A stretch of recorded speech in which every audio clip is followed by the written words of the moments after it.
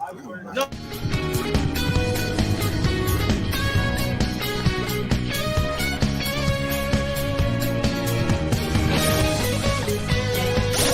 All right. Okay. It's a step forward.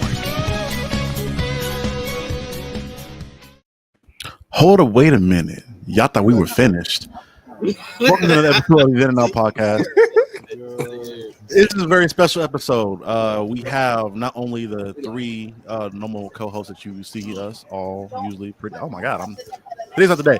We got my boy Craig in the building, man. We got Mr. Craig Turner, aka Mr. Con Man, in the building. He is our reporter live from Comic-Con right now in San Diego.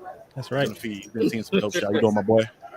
How you doing, man? It's a blessing to be here, bro. I can't explain to y'all, or even just, I don't have the words to explain like how much this meant to me, bro. Like I literally cried once, bro, and I don't do that type shit. I met Vulture, bro, the first Black Power Ranger. The first Black Power Ranger is right here next to me. That's awesome. Probably can't, yeah, his name Walter, bro. He's literally right here in this booth. Did he get his line of fix? Stop, nigga, stop. We trying to interview this nigga at some point. Right next. I'm so happy I got earphones on. Just trying to make enemies out of everybody. Shit. This man's a villain. Anyway, yeah, we got Craig here. Craig, we're gonna be talking Comic-Con since you're there. So as we're going through these topics, man, if you saw any of these events or any of the things we're going to be discussing, stop us, let us know what you thought or how things were in person. I'm pretty sure you seeing it in person is going to be a lot different than us speculating on stuff. Okay, yeah, no problem. All right, bet. So let's go ahead and get into it then. Okay. So first and foremost, on the DC side of things, the Shazam trailer that recently came out. I saw it. Did you guys see it? I know me and Ethan saw it. I saw it. We can't unsee it. We can't unsee it. I saw it.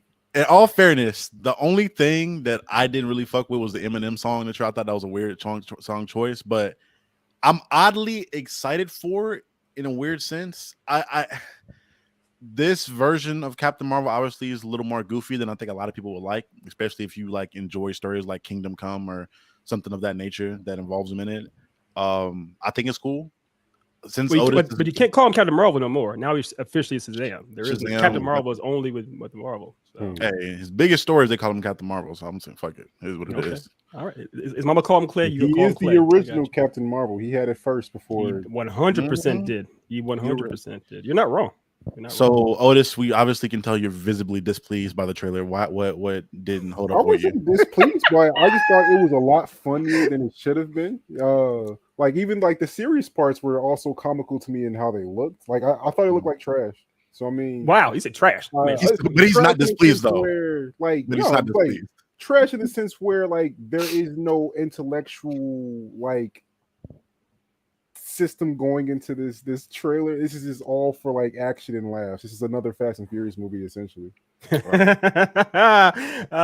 funny about that is the Black Adam trailer, both these, I think I did tell Otis this maybe the other night or someone, how the DC movies, the Black Adam and Shazam trailer, feel more like video game fun romps as opposed to an actual movie. It doesn't feel like it has any actual, gravitas, quote unquote, or like real stakes. It's just watch this CGI fun fest. I won't say it about Black Adam just yet, but let's wait to get into that. Hold on, let's see. Well, I'm not. Well, the thing is, I'm not saying that's necessarily a bad thing because there's an audience for that, and obviously the younger kids want that. Yeah. Before we get into that, though, let's see what Craig has to say about it real quick. Craig, what did you got to say about? Have you seen the Shazam trailer? You said 60s. Yeah. Thanks for the unmute. But yeah, so speaking about the Shazam, so this right here, right, while we was in the Hall H, because when you go to San Diego Comicon, it's a whole story about how to get in there. But once you're in there, they gave us these little things that I'm gonna keep. Where Black Adam, which is The Rock, Dwayne Johnson, came down, and it was right after the Shazam trailer. He came out, did a whole little lightning to the crowd. Lightning was everywhere, and all our little Taz lit up and everything like that. It was pretty dope. Past that, how I feel about the trailer. I've always felt like Shazam was cheesy, not as far as the comic books, but as far as like the movie. I'm not into it, but I've met fans out here that love it to death. You know what I mean? But for me, it's extremely cheesy. I don't really like. It's okay. Perfect example, and I guess it kind of correlates because they're similar characters. The Thor movies. You know what I mean? It's very Thorish. You feel me? The same way with the new. Exactly. The new Thor movie is basically that type of humor, that type of action, and it's just like for me, it's a miss because Shazam and Thor have very serious comics. Like, yes, lighthearted for Billy because he's a kid, but the things that's actually going on, dealing with deities, dealing with whole people who can, planet busters. You know what I mean? This ain't joking. Like, we can literally destroy the planet right now if we want to, and we're just gonna make it a comedy trope. And for me, that's like disheartening because I like it for the rawness, you know what I mean? So is it kind of like a miss for me because I'm not getting that real like heart to heart, like, deep story or death and all that stuff. No, I'm not getting that. But at the end of the day, I think DC is finally going to build that continuity. You know what I mean? They're right now building that continuity where movies are going to start to connect, and they're going to start making sequences where Black Adam and with Superman and with Shazam, all these things are going to start connecting. So I think that's exciting. Also I got a free ticket to go as well to the premiere. Jesus. Oh damn. My man, they can move. I gotta go to Comic-Con.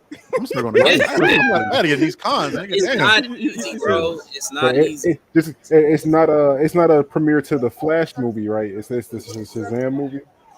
I don't go ahead. It's not a premiere to the Flash movie, right? It's to Shazam next year. No, not to Shazam. I'm actually got a free ticket for Black Adam. Oh, nice. We'll have to get into the whole Flash if it's going to be a movie. But one thing I just want to piggyback off of what Craig said real quick was, one of my favorite things about Billy Batson in the comic books, and he was especially when he was Captain Marvel, was that he was an orphan on the streets. And he was poor. Then eventually he gets his uncle, I forgot his name, the foster father he gets. And that's a really compelling story, seeing that character, because he was a very deserving kid that was dealt several bad hands in a row, essentially. These movies, for the first one, Billy Batson was, to be blunt, an asshole. And then he gets a really, really great family off the jump. It's like, this is a very different take on the character. And then it seems like it's only prominently featuring Zachary Levi as a weirder, goofier Captain Marvel. So as a fan of the like I said, Kingdom Come and other stories, it does feel a little off the mark. But again, I understand there's an audience for it. Right. And I think that is to piggyback off that when it comes to that in general, the duality of Billy Batson being a child and then Shazam being a person who's supposed to have was the knowledge of Atlas, or I can't remember what god it was. No, I think it was the knowledge of Solomon. Yes, wisdom of Solomon. Wisdom of Solomon. There it goes. Yeah. So he has all this stuff, but it just seems like when he turns into Shazam, he's supposed to transform and go under this metamorphosis. But it just seems like he just becomes a bigger kid. Exactly. And which is cool, exactly, I guess. Maybe because for the first, I can see it for the first movie because again, he's just getting the powers. I can understand that. But for the second movie to be what seems like even more goofy and more childlike going forward, it just. I don't know. It's not for us, obviously. So some people love it and love it just being a goofy movie, and they're not huge fans of the character and from the comics. But I'm learning. I'm still trying to get past that and kind of get over it and just look at them as movies. Sure. We briefly got into Black Adam, but what were you said your thoughts on Black Adam? Didn't feel like it was grandiose to you, Ethan? Or you more or less. The gravitas is the word I use, but I'm just throwing words out. More or less, what it seemed to me was something that Otis and I talk about all the time is stakes, not the food that's delicious to eat, but stakes as far as feeling that there's weight in each scene, that the heroes are threatened in some way, that there's consequences for choices being made. This film seems like it's an arcade game where it's just kind of like whatever special effects they want to throw on the screen, they can do with that. And the CGI doesn't even look quite finished in a way. It's the immersion for me personally is broken multiple times in multiple ways as far as with the story, with the character and like with the actual look of the film. Mhm. But there are pros. There definitely are some pros. I mean, obviously, I like The Rock, and the casting in and of itself seems like a good fit. His outfit does work. I actually like seeing Pierce Brosnan, I believe, as Dr. Fate, and it's cool to see Adam Smasher running around. Hawkman was pretty cool. It's just some of the other things, So, yeah. I will say to share two things to me that I could two reasons I kind of give it leeway a little bit. One is kind of going to be a lead into the second thing I want to talk about, but initially I think the editing for the trailer itself looked a little bit weird. This is the editor like looking at the way it's cut. Like you, Ethan, like when you're picking something to showcase in like a 30-second clip, it feels like we don't see stakes because we don't even know what the story's about. Like we know Black Adam is making an appearance after being gone for a long time, and we know these other heroes are around and doing something, but we don't know anything. Right. Which I guess it depends on the kind of trailers you want. If you don't want to know anything about the movie going in, or if you want like a general synopsis, I don't know. It kind of depends on what you want. Right. But that's part of it. And secondly, with the fair. CGI, kind of leading into She-Hulk initially, like with the first She-Hulk trailer, people thought that looked terrible because the CGI. But Marvel came out and said that wasn't finished yet. Like they released that trailer. Even with that new trailer. Yeah, it looks a lot better to me. Like the second trailer was exponentially better than what it looked the first. It looks better, but it's still. We'll get into that. We'll get into that. But again, maybe it's a similar case where the CGI isn't finished with this one. I don't know, but I feel like there's some like. I'm not going to just overall say it's going to be great, but I think to kind of play devil's advocate, I think some things that are issues with it are due to the behind the scenes things not being handled the best way. Right. Yeah. Is Jabber hype for? If you chime in, Jabber, are you hyped for Black Adam and for Shazam, or just hype in general? This picture to do with the white Jabberwocky like mask on now. Oh yeah. No, Jabber, he's a streamer for the Blurred Hoop Gaming. He comes on there and does a stream for us on Tuesday at 9:30. So what up, fam? Thank you for bringing the crowd, Jabber. I thoroughly appreciate you, man. He says he's hyped for us. Thank you, sir. I appreciate it, man. Hype for you too, man. No, but going to Black Adam. I don't necessarily like I'm actually happy that we don't know too much about what's going on with the story there. Like I hate going into a movie knowing exactly what's going to happen. So I'm happy in that sense. And then like the actual animations and situations, they look cool. But I just like I've never gone to a Dwayne Johnson movie and was like, man, that was really deep, like ever. And I'm hoping that we can get that from this one possibly. But I just don't have high hopes in that. You know what I'm saying? That's fair. Real quick, what I'll say is I think, in my opinion, my favorite Dwayne The Rock Johnson movie is Jumanji because he's kind of playing like he's playing into the role. Right. Yeah, goofy version of himself. Yeah. All right. Craig, what about you? You got any thoughts on Black Adam? Yeah, man. First of all, I can't see nobody better than Dwayne Johnson playing that role. I mean, we didn't really talk about that, but there's nobody that's going to sell these tickets, nobody that's going to portray that role better than Dwayne Johnson. I just don't feel like. But speaking of, what's something that they said, bro? Oh, so a spoiler, but not spoiler. One thing that they said, who's the black guy who's playing Hawkman? Oh, I don't know his name. I know his name. His name say Carter Hall almost, but that's the character. No, it's the same dude that was in Friday Night Lights and like. Exactly. Yeah. Well, that's disrespectful. As black men, we don't know it, but you're not wrong. I'll look it up. I'll look it up. Yeah, I'll look it up. But while we're talking about it though, like he was telling us a story how basically he told Dwayne Johnson to fuck off because he called him saying he told him that he told me he had the job and he didn't believe that he had the job. So he was like, he thought it was a prank call and he said, get the fuck off my line. And he hung up. And then he got a call back from the studio. It was like, hey, we want to talk to you about the role. And he was like, all right, I know what this is about. I'm not going to get hired. And, Dwayne got on the line. He was like, yeah, man, no, you got it. It's all good. Don't worry about it. So, that was pretty dope. Past that, how I feel about the movie, I hope that they actually give Hawkman his flowers because I feel like just kind of like Aquaman, they don't give him enough credit. Dude is fire in the comics. You know what I mean? He's way more powerful than people give him credit for. So yeah, man, I'm excited just because I'm seeing more characters being written into the DC. Mind you, I'm a Marvel fan, but however, these are characters that I did grow up on. I did watch all the Justice Leagues. I did watch, so yeah, you know what I mean. So yeah, I'm definitely excited for this movie. Oh, speaking about You get some actors, Hawkman dies in that I'm movie, extremely excited for Lucy Liu. That man, Hey, where's Sweet? Is she in this too? yes, Lucy she's Liu is in this. Lucy Liu is in this John. Who is she playing? Wait, there was in this one. Oh well, no, sorry, my bad. Not No, like you're Adam. thinking of She's something. playing in Shazam. Yeah, you're in She's Shazam. Yeah, it's My fault. because they have Yeah, she's Helen in Mirren and Shazam. her as God. Yeah. Right. I Yeah, didn't even she's- notice her. That's crazy. That Yeah, makeup The was crazy. trailer it shows Bro, her, she yeah. came up. Yeah. She came up and did the panel. She looked so damn good, boy. Bro, She's I had a mean crush on her when she was on Charlie's Angels, boy. what? That and, Kill Bill? The masseuse scene. God.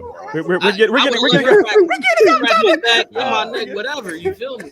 Okay. the feeling has been had, but we have to stay kosher for the kiddies. PG, Real quick, my boy's name is Aldous Hodge, the person that plays There we Carter go. Hall. Okay, yeah. It's Aldous Hodge.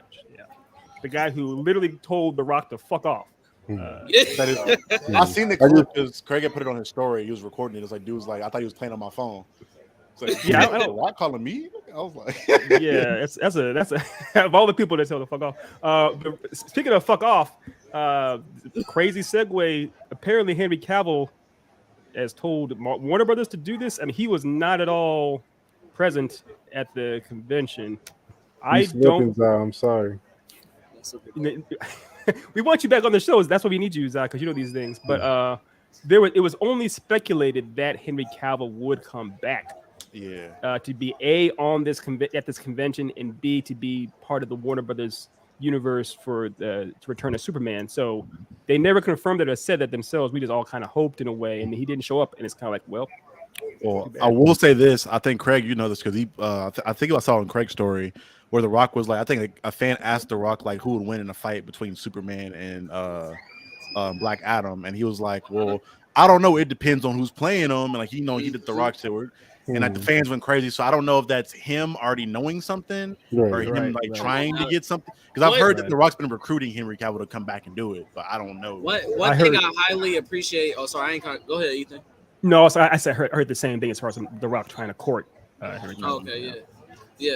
And so that for me, that's one thing I loved about The Rock because that dude's humble, bro. Like as y'all know, I'm a veteran, so like when I was stationed in Hawaii, he did Rock the Troops. And that man, every time when it's a show or a performance or it's a crowd, bro, he's literally always catering to us, bro. So I just want to give him his flowers too. But even when we was there, they did that whole production and they said, oh, only one more question. I mean, no, only one. The first person who's been waiting in line, bro. Like it's a whole line of people, and they said only one person can ask a question. And even Dwayne was like, "Nah, we gonna get one more." You know what I mean? So like that's dope. But past that. Past that, yeah, I think that he is giving us a lot of hints, a lot of like cookie crumbs, you know what I mean, to give us some insight on what's going on. And I think that was a strong hint that we are going to get, that matchup. Because even after the fact, he looked at us like, you feel me? So he gave us that insight that, yeah, there is going to be some type of crossover. Or not crossover, but you know what I mean? Did he look at y'all and then raise the people's eyebrow, kind of like... Yeah, he definitely did the people's eyebrow. That happened. That's crazy. Yeah. One last thing I want to mention that my boy Craig said cookie crumbs, not just crumbs. He's apparently a little hungry for some dessert. Yeah, I feel you, man. Hey, bro, can I be right back? I'm gonna pause my camera real quick. Be right back. Yeah, you good, bro? You good? Yeah, man. But yeah, it's dope. Hopefully they come together because I think with them work together, be a good team in general. And speaking of good teams, that segues us into our next topic in regards to the Marvel side of things and X-Men, probably the premier team outside of maybe the Fantastic Four, in regards to Marvel. Apparently, I didn't know this, but apparently they showed like in a whole episode of the X-Men cartoon, X-Men 97. Which 23. Yeah, now I'm pissed because I wish I would have been there so I can seen that just to see what that looks like. I know Ethan brought up the fact that apparently, allegedly, Professor X, Charles Xavier, is not the current leader of the X-Men in this show, at least in the episode that they showed there. They had Magneto. I can't even remember Magneto's his actual name. Eric Lyncher. Eric Lynch, yeah, Eric something, whitehead nigga. Magneto is the leader of the current X-Men at this moment in time, which is something that I don't. Maybe it was something in the comics that I've missed, but I don't think I've ever seen him be a leader of the X-Men prominently in any animation. Yeah, not in animation, but it happened in the comics. It did happen in the comics. Yeah. So it's interesting to see because usually you see either like Cyclops, Wolverine, Storm, a combination of those three. Sometimes Emma Frost, but seeing having that duality of like somebody that was previously a villain, I wonder if they play into that at all. It's the whole thing, but I'm interested to see how this cartoon goes. I know it's a continuation of the earlier 90s X-Men, so right. That's the biggest thing. It's the same continuity. So you'd assume that whatever happens, I guess with season 5, there's 5 seasons, right, y'all? I guess it's 5 seasons. It feels like there's 25 because I feel like that's forever. Because it was broken up forever. But it was essentially however the continuity plays out through those 5 seasons will carry over into this for season 6, which is interesting. I know one of the stories back. I'm okay. Yeah, so the voice actor, they have to get the voice. If that voice isn't right, man. Yeah. Craig, did you see this at all? Were you there for that? Because my biggest thing is, are the voice actors the same, or how many of the voice actors do they change in general? I think he's back. Oh wait, they chose to mute themselves. You have to unmute yourself, my boy. There he goes. Go ahead, run it back. What was the question? I apologize. Did you catch the X-Men 97 premiere, like the episode they showed there? Did you see that, or were you not there for that? I'm so sorry, bro. I couldn't do it. That was the one where y'all saw me hype that. It was literally during the same time as the Proud Family, so I did not get a chance. I mean, I got a lot of insight from other people that came here and they showed me and all that other stuff. But I mean, so I've seen things, but I didn't get a chance to actually attend that one. That was during the Proud Family, and I can't miss out on Kyla Pratt, bro. So I ain't mad at that. Grown Kyla Pratt. That's grown. Boy, that's something. Yeah. Woo. We're gonna keep it PG, but that's my one right there. Yeah, why start PG now? We had a whole big about I'm gonna say this: we can't have talked about Shazam and not brought up Megan Good. We just skipped over her and went straight to Kyla Pratt. Oh, from Shazam. yeah. But that's the whole thing. I won't. Otis, don't do it. Don't you fucking do it, Otis. I mean, she was nice. I see the look in your eye. Nigga, don't do nice it. in that movie, but man, we know. We know. Yeah. X-Men. I'm excited. I'm excited to see. Do you guys have any expectations for the show in general? I mean, obviously, we just talked about them addressing the previous seasons, but what do you expect to see out of this? I'm hoping they actually incorporate some of the newer comic runs for that, because I mean since X-Men 97 in 1997, we saw things like House of M, we saw Avengers versus X-Men, Avengers versus X-Men. So I'm hoping to see some of the newer stuff continued into and worked into that continuity. But beyond that, I'm just looking forward to seeing more of the X-Men content, because I mean that's literally what I grew up on there. So I'm excited. Yeah. Bro, the biggest thing, so many runs. there's countless. I mean, the biggest thing I'm looking for, I'll be honest, I want a dope opening. Can y'all imagine them like finding a way to do an opening that's just as good or even or better than the original, or paying homage? I almost don't want them to change it. Just run it back with like a modern animation, honestly. Yeah. So y'all know how they did DuckTales when they rebooted DuckTales? It's pretty much they kind of did this. No, okay, but then what they left the song more or less the same, but kind of had like they redid the animation. Right. We can't change what people want to see, so they may do something similar with this X-Men. I'm guessing they'll probably do that because they did the same thing for the Proud Family, Louder and Prouder. Right. They just remixed the original song from Destiny's Child and Solange. So I'm hoping they do something similar with this, but I'm just hoping they don't don't kill my childhood and bring us some good content with this. Is this the first hint of nostalgia we're gonna see from Otis? What? Oh no! I'm gonna grade it equally. Like if it's bad, I'm gonna trash it just as hard as I trash anything else. It's probably more actually just because of how much I enjoyed it as a kid. That's how I am. Speaking of the Marvel and all that, so far, sorry, I'm right here. I gotta show you this. Do y'all see this? Your cam frozen on us again, my boy. Your cam froze. What you got? How did my cam froze? Wait, can y'all see me? We see you, but we can't see what you got. Okay, hold on, time out. Look like you about to spit a hot 16 on our screen. Y'all see it now? No, your camera's still frozen. Oh, sorry. I don't know Just why. describe what you're seeing. Describe it. Bro, y'all missed out. It's an art of Andrew Garfield catching Zendaya, but then showing the spirit of Felicia, I believe. Gwen, my fault. Gwen in the background. So it was super fire. You missed it. I guess I'm gonna go out and come back in since y'all can't see me, right? That's what y'all want me to do. You don't have to if you don't want to. We hear you fine, and we do see you. I mean, I want the video to be bad, so I'll just go. I'll come in and come back out. Okay, all right, bro. All right. I guess that picture said "fuck him, I'm stoned," I guess. I can't say Felicia. He said, "Yeah, let's go to Black Cat. Figure all about the." But for me, my biggest wish list, honestly, just 2 characters I really want to see introduced. Because one of them we've seen in other X-Men animations in X-23 and like X-Men Evolution. I loved her little run in that show. And I want to who's running. I'm sorry, who's running Evolution? X-23. Oh yeah. And Dakin, I think it's Dakin or Dakin. I be saying Dakin, but you can say Dakin. I don't know. I know it's probably like a Japanese pronunciation of it. I don't know. He's like half Japanese, but I don't. That character, the dude with the weird shaped Wolverine claws coming out of his Wolverine's son. I'd love to see him because obviously he has that relationship where he like hates his dad and wants to murder him initially, and I'd love to see that on screen because honestly, there's just so much dope Wolverine content that's come out since that show ended, and I'm like, damn, you have to balance like showing off Wolverine again without alienating the rest of the X-Men. That's what. Yeah, they gotta be careful with that. They don't want to have. They already did a show called Wolverine and the X-Men. It's like we don't need this. We're gonna. But it hit because Wolverine's like he's probably the most interesting character they have in that. We'll get into that during our countdown later on. So yeah, but I think you're a little crispier now, Craig. Try moving some. There you go. Yeah, we can. Yeah, we got you. Hey, he is. Yeah. Okay. Can y'all hear me?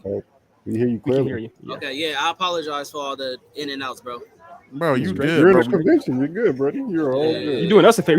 You're a man in the streets. Right. Hey man, y'all doing me a favor. Y'all keep forgetting I'm a fan.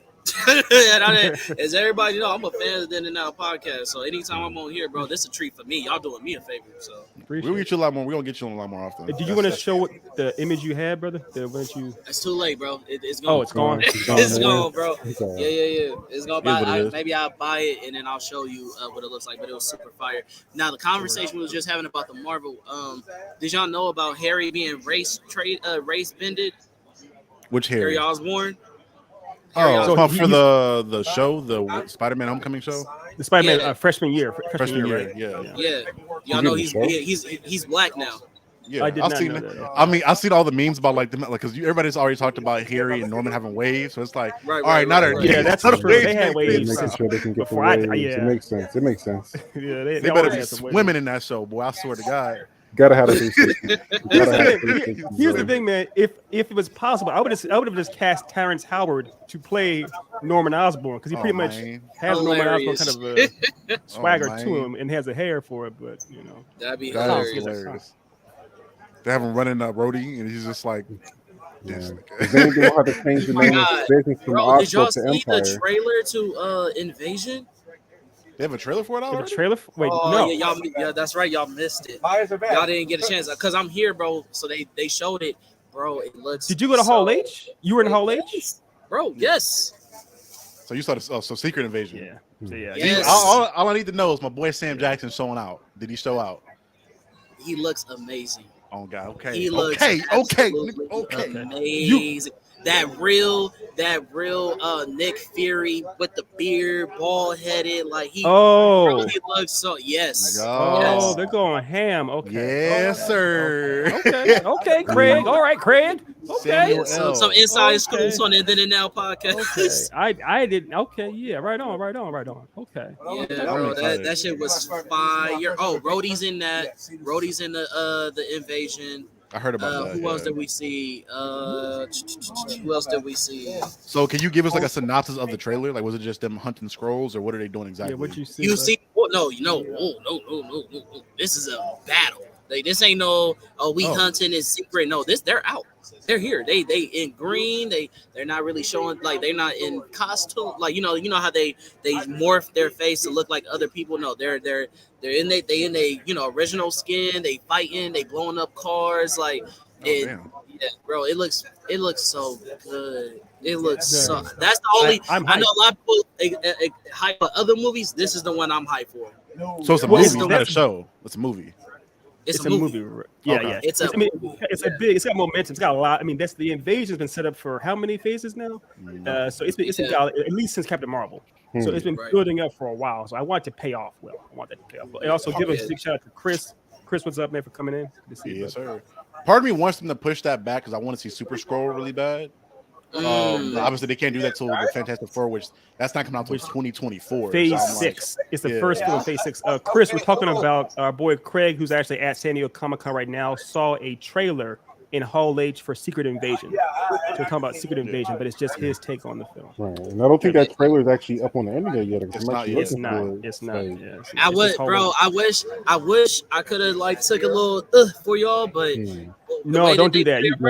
Don't get thrown out on your. Not only would you get thrown out, no, the people around you will let you know, bro. Like if go ahead, fuck up if you want to. Like the fans will let you know, bro. They're not having none of that. No, I'm surprised nobody tried to though. Like anybody that's like has a YouTube channel or some kind of information, I'm surprised they didn't try to like get like a sneak peek of it to show out. I mean, there's always want that full force of Disney coming on them legally. That's what that is. Oh yeah, true. Could you imagine like having like that's like the worst Gestapo mafia mob coming at you is Disney. The mouse at the front door, boy. The mouse. That's yeah, I'm picturing Mickey Mouse from South Park coming straight up. That's what I thought of too. Yeah, that's what I thought of. Did you give a Mickey Mouse laugh just now? Mm-hmm. Did it do it one more time? What was it? That was pretty. We gotta get a soundboard of that. We gotta record that as a soundboard. I'm going back to get it. I gotta get a sound. I want a soundboard so bad for this show. Yeah, we gotta get one. Oh god. We gotta so real quick we gotta move on because we're running out of time. Yeah, we gotta move on. We should talk about season 2 of What If. I'm excited for it. Yeah, we gotta do that. Yes. Right. What If? I'm excited for it. Mostly just I want to see the zombie stuff. I mean, they kind of let you know what the next season is gonna hold with the zombie world, essentially Marvel zombies. I'm even more excited for it because they've already showed with the previous stuff how dark they can get with that animation. So I'm excited to see what it is because for anybody that has not read Marvel Zombies, that's some dark shit.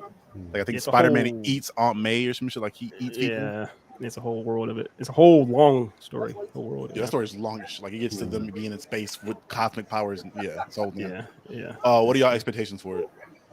For What If?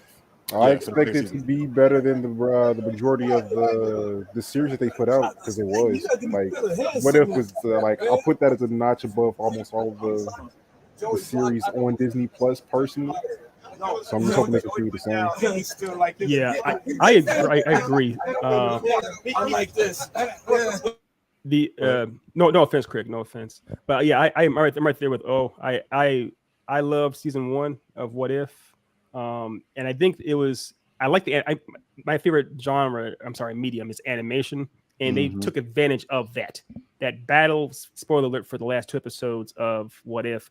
They took full advantage of animation, and I love them. I love how they did that. I know that the first episode they showed at Comic-Con was Captain Carter. She was doing something. I'm not sure what it was, but she was back in an episode. So yeah, she was probably really divided on her thought processes of that episode. You don't have to. That's you putting Dr. Strange 2 references up in here. So yeah, I'm excited for that. Oh god, yeah, I ain't never gonna look at her the same. She's always gonna feel like 2 different people to me. Have y'all seen Beetlejuice? I know it's an older movie. Have y'all seen Beetlejuice before? Parts. I haven't seen the whole thing in its totality, but I've the seen movie that takes place 2 years after where they are in Stranger Things with Winona Ryder. Like that's gonna be a real time loop. Oh, that's right. You're right. I love it though. I love it. But there's a part where Michael Keaton, aka the Vulture, goes to the waiting room of hell, I guess, and he's sitting next to a woman that's been cut in half, and she's like her legs are here and her upper torso is here, and he's hitting on her. And I remember as a kid thinking, you know what? She's not that unattractive. So let's say that Carter comes back. I'm like, you know what? We all have our fetishes. We all have our types. You get into a fight, you take the bottom half. Like, no, we're not talking tonight. Anyway, let me stop. We're PG-13. Let's move on before I get. Yeah, let's before. But yeah, it was dope though. I'm excited to see what they do with it. Again, it's dope. Getting into the actual movies when it comes to the MCU. Obviously, the biggest thing that everybody, especially blurs, have been talking about has been this Wakanda Forever trailer. For me, I almost teared up a little bit. I ain't gonna hold you. Angela Bassett, boy, they're finally about to like unleash her now, because I felt like in the first movie, like she was there but not really doing anything. She's about to be in full force now, and she almost had me tear up. I ain't gonna hold you. Same for me, bro. Sorry. Go ahead. No, go ahead. Go ahead. Go on, fam. Only thing I was gonna say was that obviously we have Riri Williams is now making an appearance, Ironheart. So I'm ready to see. I really, part of me is happy to see it, but the other part of me, like, I need to see if she's gonna have any connection to Tony Stark at all, or they're just giving her that name and just making her own thing, or not even a connection in the sense of like they knew each other, but just like was he an inspiration for her, or did she just happen to have that name? But because obviously in the comic books she didn't know him at all. It was the armor that. So I think there would be something like that, where in the armor she finds like a hologram or whatnot comes to her, something like that. Mm-hmm. What stood out to you guys about the trailer? I guess we'll start with Craig, since you had to say, right? Let's go with Craig first. So we talking about Black Panther, right? Yeah. Bro, first of all, man, they're you want to show the shirt? Show the shirt. You see it? Yeah. We Black Panther all the way over here. Probably couldn't see it like that. But anyway, the African shirt as well. But anyways, as far as we talking about like Wakanda, bro, like it got me in my feels instantly. Like I already see that they about to basically do a Fast and the Furious type of like, flowers to Chadwick, the same way that they did for Paul Walker. Paul Walker, I could tell that's the kind of scene that they're going to develop, but probably just on a bigger scale, because there's a whole look like a funeral service in the trailer. So I'm not really ready for that, because for a lot of people who know me, I'm a huge Chadwick Boseman fan. Like, not him just as Black Panther, him as the man. He alone, outside of doing MCU movies or any other acting role, like him as a person was just iconic, bro. Like as a person. So that to me, that got me in my feels. Past that, the whole performance before they even gave us that, bro, was just amazing. And then I'm from Oakland, so gotta give a shout out to Ryan Coogler, bro. Like, so it's a lot of this is a connection for me, dude. Like my uncle was a Black Panther back in the day, you know what I'm saying? So it's just all that. My grandmother, she marched with Martin Luther King. So any type of movie that has anything to do about us, you know what I mean? In our progression, even though if it's fantasy, we understand that Wakanda is not a real place, but the hope is that we can make it one day. You feel me? That's it's the dream. Yeah, exactly. So yeah, go ahead. No, I'm sorry. I may cut you off. No, you good. No, that's just before I get misty eye really get in there. Go ahead. No. And by the way, let me be clear. This is a judgment-free zone. You are allowed to cry here. I have expressed thousands of times about how I cried everything, so it's perfectly fine to cry and be open and be vulnerable. I done sucked in 3 tears already. That's crazy. Yeah, no, but I echo what y'all are saying. What Chris also in the chat saying. I think Zai was saying it too, and obviously Craig. This trailer, Ryan Coogler has elevated his filmmaking game. Like the cinematography, the actual storytelling, just in the trailer. It looks like legit, a few levels above from the first film. And the film, I just like the first film too, of course, but this looks like something else altogether. Obviously, there has my single favorite type of shot in the film is the tracking shot where you get behind a character and watch them go forward. They do it with Namor, where you see him as a kid first, and then it cuts to him as an adult, and it's still doing that shot. I was like, oh my god, it's fantastic. I love seeing. There's a part where you see a Okoye on the street fighting someone, and just the way the anime slide back. I mean, every little thing they did was fantastic. Of course, the performances of Angela Bassett. It's everything's great. So yeah, I'm going to gush over here, but yeah, I echo everything everyone else has said. Really quickly, I'm gonna throw my editor hat on, my amateur editor hat on. This trailer was phenomenal. We spoke earlier with the Black Panther, but the Black Adam trailer, and how a lot of issues with that may have come from that trailer. Yeah, this movie was like the complete other end of that. Word, opposite. Even down to like music placement, like they would have a rising and like a drum hit at a certain point. No, you good. Even like they would bring in like when they brought in the Kendrick song at the end, like everything was meticulously placed at the perfect place as an editor. And I looked at that and like cried. I was like, damn, I know this took forever to make and like to put together. Like they put so much passion and energy into like a 1 minute trailer, and it was crazy. Yeah. Otis. Oh, my bad. Go ahead. No, I was gonna say it's like yeah, that's the thing. It was a short trailer and it still did so much. Teaser. It's a teaser and it still did so much. Yeah, I'm just gonna say, I think honestly, this is single-handedly the best trailer the MCU has done since Endgame. Like, notably, Endgame, yeah. it's like this, and then everything else is like a few steps below it. The everything from the music, like hearing Tim's vocals, and then that transition to All Right, that was amazing. Some of the shots that they got, the little quick mural of Chadwick Boseman they showed in the film. The Angela Bassett's monologue, seeing Lupita come back and reprise her role. Like there were so many great things about this trailer that they gave themselves a very high bar to live up to, and I hope they do it because I mean we deserve it. As much as we have championed Wakanda and championed Black Panther, championed Chadwick Boseman specifically, give us the movie that we deserve because you didn't do it last time for us. Yeah, I'm not gonna speak on that. I'm gonna let that. Yeah, I was about to touch on it. I feel like the first was absolutely amazing. I don't know what people be saying. Like some people try to talk about like the action scenes wasn't what they wanted it to be. I felt like the action scenes were absolutely fire. You talk about Black Panther 1? Yes, exactly. Did you see like the one at the end with where they had like the CG fight? That was CGI. The CGI was a little wonky. Yeah, I understand that. That wasn't like probably top tier, but I still loved it. Like because I felt like it was top tier because I mean not top tier. I still feel like it was good because the martial arts that they was doing in that scene was fire to me. You didn't see it? I saw it. I just disagree. All right. Let's not stay this for too long. We got the rest of the show to go.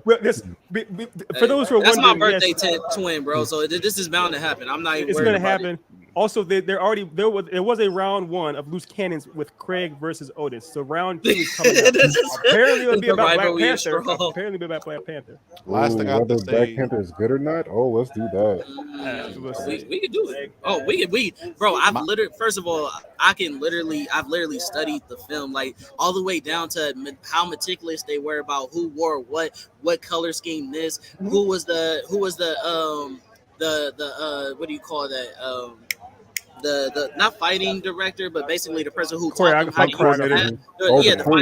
for the fights like before the CG were fantastic. I'll give you the ones in the water. We can get into it. Okay, damn it, let's stay on this movie. We got. The last thing in regards to the Black Panther Wakanda movie, again at the end, they showed the last second snippet of somebody wearing the Black Panther suit, an updated version. Who do you guys speculate it is? Obviously, recast.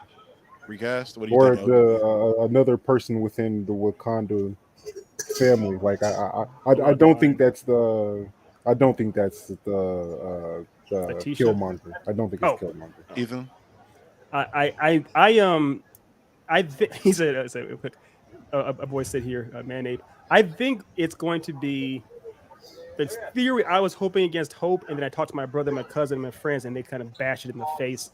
Because it shows there's a part where it shows a baby being born. And I was like, yo, what if it's possible that T'Challa and the Peter Nyong'o had a kid together, and this is actually somehow they do like a time thing, and not a time thing, but it kind of just shows passage of time, and it's the kid grown up. And they're like, no, that's impossible. This is clearly a baby with wings. It's clearly Namor being born. So ultimately, my theory is I don't know. I have absolutely no idea. I know it can't be Letitia Wright because she had all kinds of problems with COVID and everything else. If it's Killmonger, I'm gonna punch somebody in the face. So I have no idea. She's in the trailer. They got a lot of recorded before she got hurt, though. I think they were here for a couple months. So but I don't think she's.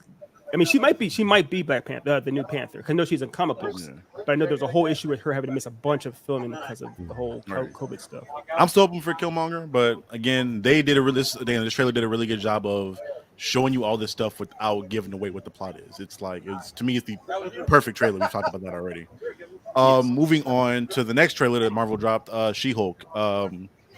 Biggest thing I'm excited for, the two things I'm hoping for. One, I kind of want this to be a sort of anthology series where she gets a new case every episode. I've heard that from different channels, and I love that idea because she's a lawyer. That means it allows her to be introduced, or her show to introduce a lot of more people into the MCU, or villains or concepts and things going forward. What's up, Craig? I'm sorry, I didn't get a chance. I never got a chance to chime in about the whole. Yeah. My bad. Sorry, I'm not. Yeah, I just wanted quickly. I know we got to move to a segue. I'm just saying, I can almost 100% guarantee you that it's not going to be a recast. They're completely killing off T'Challa, and they're going to give it more likely to Shuri. Is what it seems like, because she had the gold gauntlet on the arm, and only Shuri has done that in the Black Panther suit. So I'm pretty 100% sure it's her. It's the most logical choice. It's just that pragmatically, because of what happened in the real world, it's like I'm hoping you're right. I'm hoping you're right. And I'm saying, well, I'm not. I'm gonna want to be right, because I would prefer T'Challa's story to be told. Like, he has so much more to give us. But if that's how they're gonna segue, then that's just what we're gonna have to do. We got to support our Black queens. But at the end of the day, yes, I am disheartened by it. I want to see her do her thing. However, I'm still gonna miss the character. Also, just to say, I feel like you just said, problematic with everything that's going on in the world. Highly anticipate that that's more than likely the logical choice that they're going to go with, which is everything that is going against women, Black women, just that's more than likely what's going to happen with the movie. I'm just saying. Fair. But yeah, what do you thought? Again, let me finish up it real quick. With She-Hulk, yep, anthology series, like I just said. Biggest thing I'm really excited for, that'll kind of segue into something that we didn't have on here earlier with Daredevil. Obviously, at the end of that trailer, we see him make an appearance at the end of the trailer. And they announced that he is getting his own show, Daredevil Reborn or Born Alive, 18 episode show. So that means we have time for niggas to write. They can write a whole series and don't have to squish everything into 6 episodes now. So I'm excited. I'm excited to see that happen. Well, now here's the issue though, Dev, and obviously we all love Daredevil. We'll get into that later on as far as the countdown. But sometimes y'all remember the old Marvel shows. I'm sorry, the old Netflix shows. Having too much time can be a problem too. 18 episodes is a lot of time. You don't want to have like random filler and level. So it's just trying to make sure that things are balanced properly. It's 18 episodes. It may not be in one season. It may be like multiple seasons or whatnot. That's all. No, I thought it's like confirmed 18 for season 1. Is that what it is? 18 seasons? That's a lot of stuff for once. Which I'm not mad at with his story, but even if it's just like, because he's wearing the black and red suit, and if I remember, I don't remember the name of the run exactly. I think it's the name of the run for the show, but that's when he's either possessed and running the hand, or he's like involved in the hand somewhat. And that's a whole huge grandiose story. So I don't think that's too far of a reach for that to be 18 episodes. To me. That one. Yeah. But again, I think they're definitely treating this for like everybody's been looking forward to this show. So I think they're going to have the best people on this to make sure this is a good thing. I hope they have some of the same people from the Netflix shows on this. As many of the same people as possible, because I mean, especially by that 3rd season, that Daredevil show was top notch in my opinion. So I love it that and bring it into these 18 episodes. I'll watch it. To go back into She-Hulk though, right. Okay, wait. Before we, I know you want to talk about She-Hulk. Just one thing. Go ahead. Did you notice that his costume looked like it was all black? Mm-hmm. Yeah, we were just talking about. Mm-hmm. That's so y'all know what that? Yeah. Okay. All right. That's all I want to say. Go ahead. No, you good. You straight. I'm hoping for it too. We'll see how it goes, my boy. I ain't gonna hold you. Daredevil to me doesn't have a lot of good runs, but the runs he does have that are good are phenomenal. The best one, Kevin Smith actually had a good run back in the day. Yes, Chris, I agree. Because that's obviously what made the TMNT in the first place. Yeah, I wouldn't mad at it, but again, with She-Hulk, I'm hoping for really dope crossovers because she's a lawyer, a superhero lawyer. Obviously, she can represent a lot of different people, which will call for a lot of people to come in and out. So that's what I'm hoping for. Now here's something real quick. I'm sure you all noticed this already. At the end of near the end of the trailer, there's a part where She-Hulk, she's talking with Bruce Banner, and she like looks to her side and like looks at the camera. And she goes, there's a full fourth wall break, but then she's surprised she's doing it too. Like, how'd I do that? So I know she can do that kind of stuff in the comic books, but I'm wondering how they're going to play that up and whatnot. What's happening with her? The whole idea with Deadpool is he's psychotic. I don't know what the story is with her. I don't think she's psychotic. So it'll just be like her being a bad bitch, like just being glamorous. I don't think it'll be to the extent of Deadpool where he's like making meta jokes all the time, but I think they're gonna play it up like a 90s or 80s like what's the comparison? Like, you know what I'm like what, Valley Big Bill.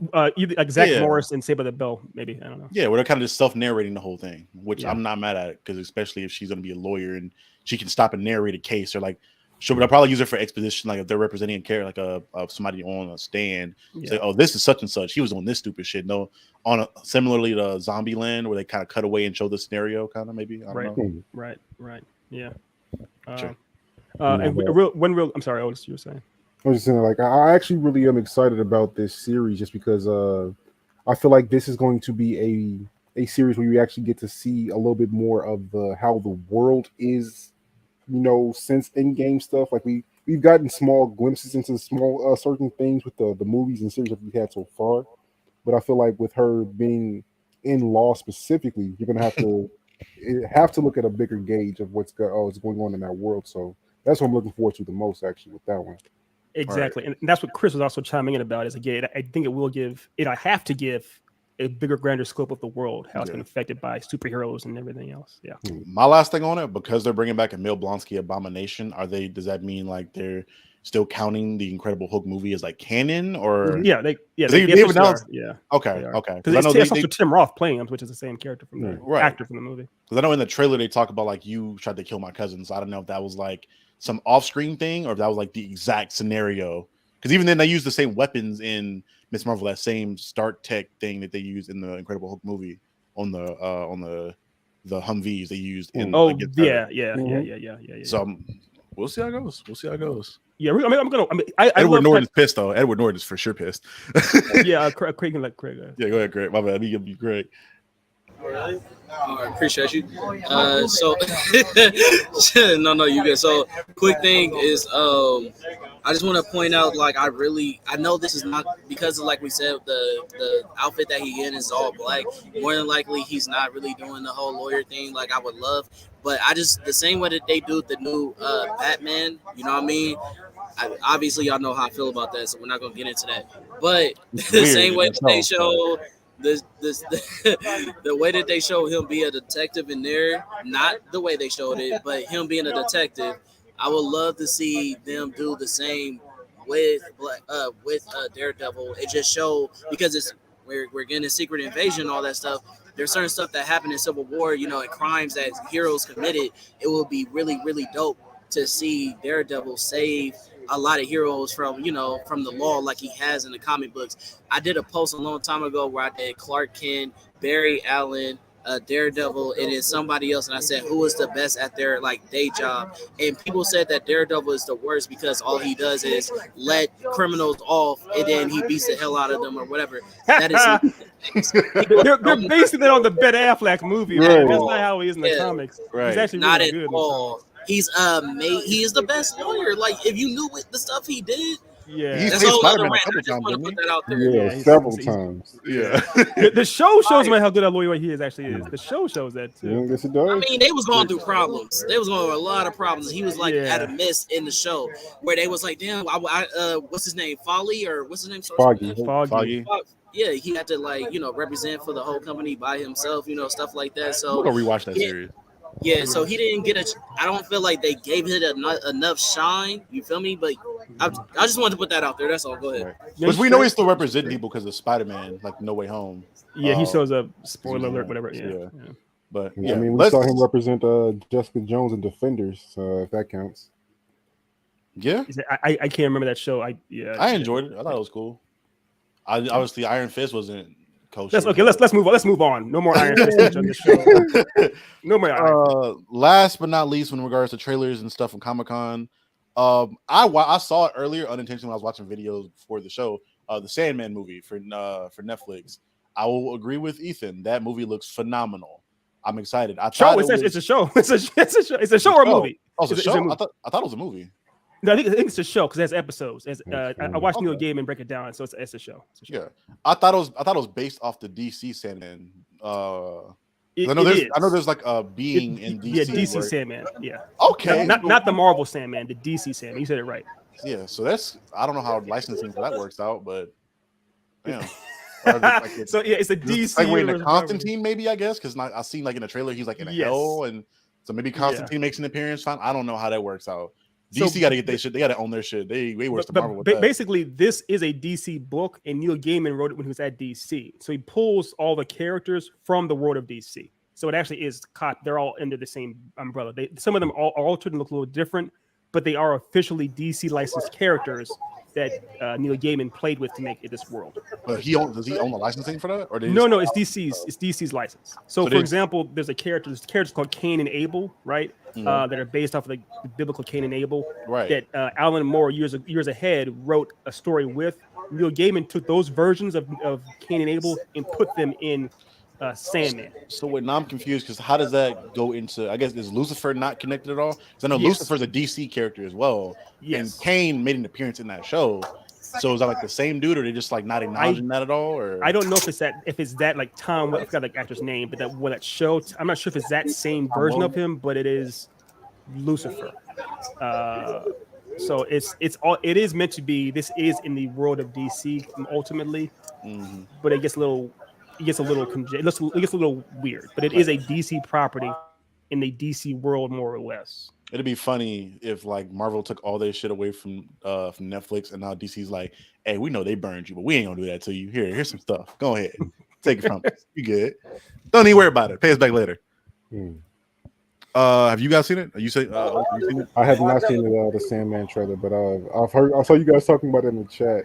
I'm gonna look it up after this. I thought we were gonna try to react to it actually. We can. Of course, I watched it. I watched it 7 times and watched the breakdowns. Yeah, we can get Craig on there for it too. We get Craig on there too. Craig, have you seen it? Fire, absolutely fire. I think that that they did a great job at casting this new Sandman. I think that they're hinting about John Constantine coming in.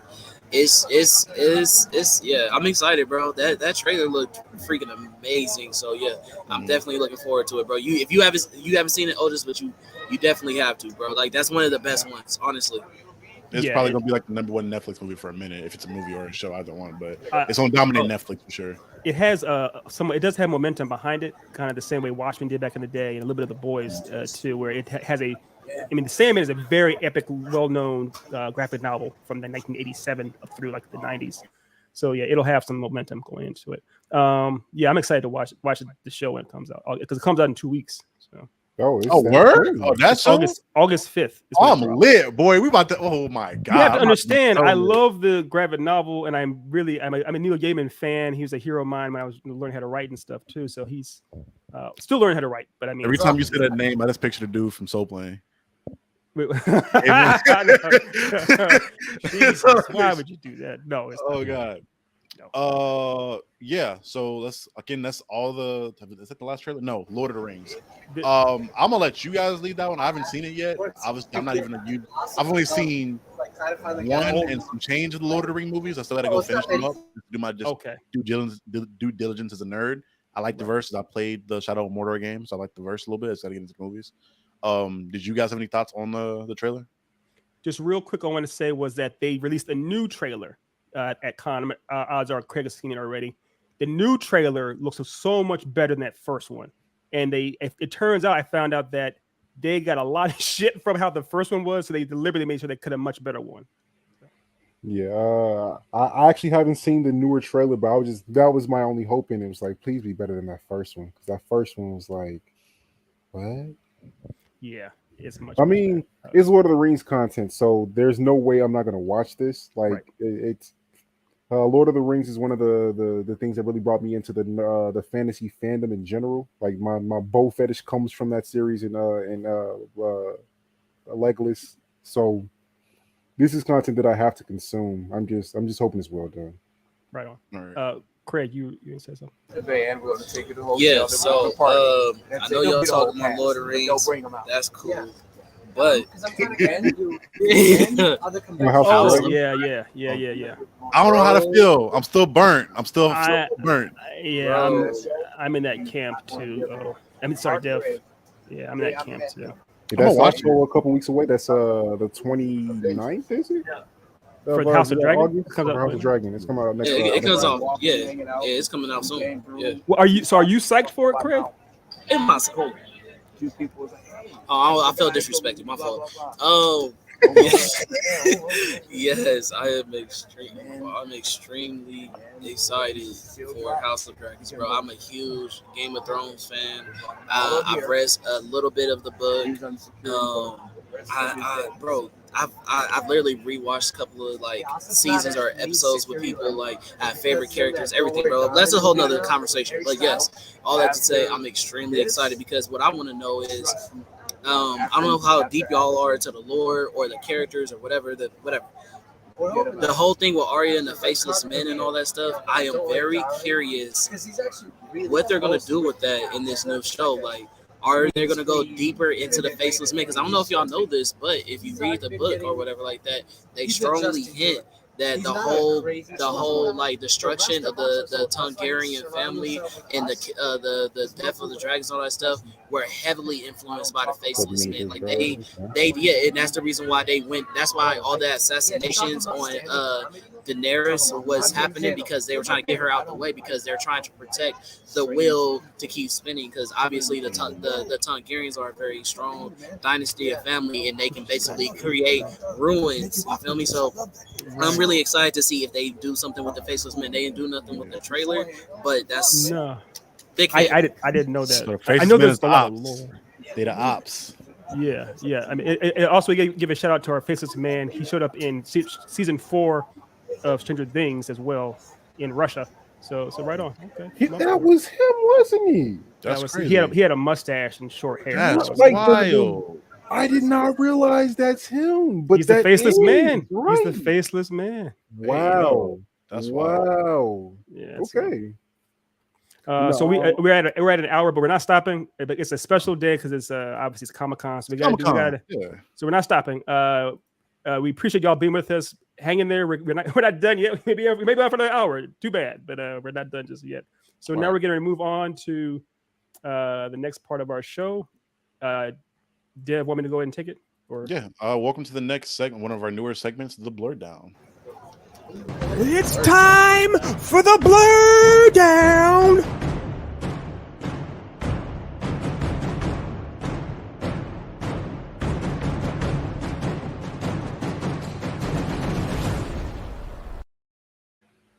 It's so weird, bro. I can't get over this shit. we gotta get to the when they showing Star Platinum. Yeah, we gotta get that. Bro, what happened to that intro where who said the you know what I'm talking about, that funny intro that y'all created with that voice in the background? But that's that one. Oh, that's one. I don't know why, but when you played it, I couldn't hear it. It was like when they first did it too, I didn't hear it the first time they did it either. I don't know why. Sometimes it's hard on here for us to hear when it's playing out there. Yeah, sorry about that. But it was there. Let's go ahead and get this thing started though, my boy. You just want to start it from left to right, going from me, Otis, Craig, you, in that order, I guess. So the way it's set up in here is actually because of Craig is our guest, and the way it was set up when I was writing my notes. It goes Craig, then me, then Otis, then Dev. So we're going counterclockwise. That way, starting with Craig as our guest. Okay. All right. And Dev or if you can handle the graphics, I'll handle the video. Yeah. That's all you, boy. That's all you, my boy. Go ahead. You want to announce your first one, Craig? Because you're number 3. So my number 3 is the Red Hood, bro. That was a really nice trailer. I like that. That was a nice intro. Super dope.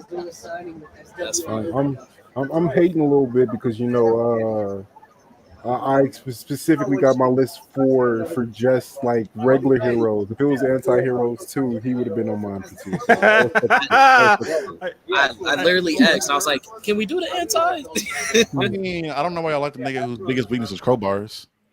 I mean, but since then, you see how many bodies this man has caught? Like, Red Hood has been on there comic wise for a minute, bro. Like, I don't know if you catch bodies, but then you get bodied by a crowbar from this like twice.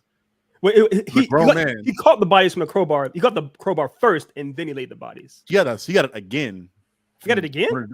Yeah, in the recent like run with the 3 Jokers, like Joker caught his ass again. He walked into a trap, got tied up, and beat with a crowbar again. and then drew a smiley face on his helmet. I mean, we're pretending that Joker isn't like a top tier sociopath that has murdered hundreds of thousands of people across Gotham, like for years now. Bodies. He walked into the trap too. He's like, he knew what it was. He's like, I know what's going on. I'm still walking with this. I can fire this man up. So that's part of the problem with Jason Todd. That dude is just all ego and like no. Bro, that's what I'm saying. As bad as Damian is, he still has the wisdom of his daddy, of granddad, and his daddy. Jason's just like, oh, like I don't give a f. I'm going to wherever I want to go. You stop me if you want. So I'm like, you watched your dad like struggle with this dude for 15 years, and then you like, I'm gonna just go in by myself dolo and expect to fuck him up. But by the way, Craig, did you have more to say? Since this is your dude, it's your boy. I didn't mean to shut him so bad. At this point, me and Charlie are almost at fist fighting level, so I'm not even sure if I want to chime in for the disrespect. I just make sure I don't use a crowbar during the fight. It's fine. Damn, man. So we ain't gonna talk about the fact that he did the same thing to Joker, but that's fine. That's neither here nor there, right? We don't get brownie points for that. You know what I mean? We'll get the brownie points that he's one of the best hand-to-hand combatants as far as like all the Robins go. Like me, he ain't better than Dick Grayson. He be getting pieced up by Dick on okay, so did Batman. Every character takes a L. That doesn't mean that character can't beat that character. This on a consistent basis. You get pieced up by this man on a consistent basis. All I'm saying, you ain't better fighter than that man. We just can't. He the redheaded stepchild, boy. That's pun. Redheaded. I got you. But moving on. You ready? Yeah, we'll let him throw his shade for today. We'll But let him throw his shade for today. Whenever you're ready, I approve that message. So for me, my number 3, I gotta give flowers to my girl, Supergirl. This is now based off a comic book, not the TV show on CBS and CW garbage. Oh dear Lord! The real Supergirl is a character who had a lot of fire in her, and she was dealing with a lot of angst and a lot of problems for legit because she had a whole life on Krypton and then had to come to this planet Earth, and everyone on Earthlings are so different from her, and she has no idea how to fit in with them. But she really, really is an outsider. Clark likes to pretend he's an outsider because he has powers, but at the end of the day, he grew up here his entire life. That's not her at all. And also, she's like trying to figure out how to blend in with people that are, clearly like Tinker Toys compared to her. So seeing the real Supergirl and the problems and the struggles that Kara Zor-El went through is awesome. I think there's even a part where she gets like a red ring. Yeah, I was about to say Red Lantern. Red Lantern ring. Problem. Yeah, because she has all the range. She actually has a range. I'm so glad you brought that up. I'm so glad you brought that up because when she wore the Red Lantern ring, she was fire. That costume, her attitude, the people that she beat up, like which we're about to see in the next season of Young Justice. I was about to say, like you saw her in at the end of spoiler season for 4. Season blood, boy. So the real, if y'all get a chance, check out the real Supergirl in the comic books, not the shows. Maybe the anime. Some of the animes do it well. It was bad, but it was all right. It was terrible. The funny part is, if you're like a show watcher only, we can't say anime only. I don't know what you say for like people who watch DC and Marvel shows only. But if you are that type of person, you would think that Connor Kent is the person with the attitude when it comes to Superman and stuff like that. No, it's Supergirl. It's Supergirl in the comics. Yeah. Understandable. I mean, she lost her whole family, and she remembers it clearly. She's like, what am I doing?" And she's mad. Yeah. So, anyways, but moving on. And we're never going to Otiste. Right? So Otiste. No, the next one is not mine, but I can go to it. We skipped Charlie. I'm sorry. No, actually, what it was? Clockwise, so it's going now. Oh wait, no. So yeah, it's actually not counterclockwise. It goes. It's okay. So it's. I'll play it again. I'll play my bad. So I think that my number 3 pick is the Green Arrow, and as much as I do trash the show regularly, the CW show is actually the reason for it. Before then, he was kind of a gag character to me. He just used my favorite weapon. I guess Oliver Queen from CW really brought some edge to him. They virtually made him Batman. Batman, yeah, he's Batman. Yeah, but I mean, seeing that version of him, and then I mean the things that they have him beat somehow within the Arrowverse still doesn't make sense to me. Like he takes down Amazo with an arrow to the eye, but I mean, neither here or there. Like he should not have beat Deathstroke at all. That should have been. That's crazy to me. Yeah, yeah. so, Deathstroke is that's top tier. But bottom line, Green Arrow has definitely fallen into my favorites now because he's part of he's more meta than Hawkeye at this point to me. Agreed. Season 2 of Arrow. You got everything ready over there. That's crazy. You got everything. God damn, Craig. Right on. Season 2 of Arrow is probably the best CW superhero stuff by far. It's like up there with like season 5 of Supernatural and yeah.